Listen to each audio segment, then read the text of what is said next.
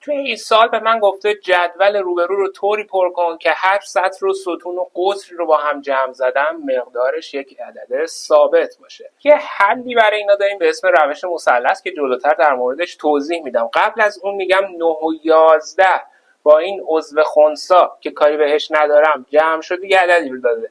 9 و 11 مقدارش چقدر میشه؟ 20. پس 17 و اون عضو خنثی و اون عدد اینجا هم باید یه مقدار ثابتی بده.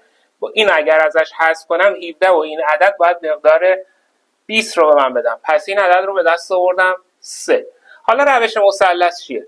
شما میای اینجا یه مثلث تشکیل میدی. 11 با 3 جمعش میشه 14.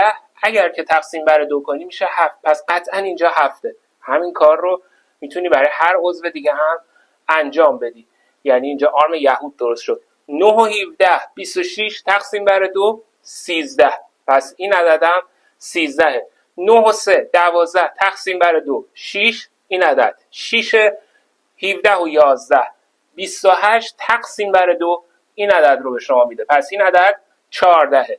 از روی این صد ستون میتونیم مقدار اون عبارت ثابت رو به دست بیاریم. برای مثال 6 و 7 میشه 13 با 17 میشه 30. پس مقدار 30 رو میخوام.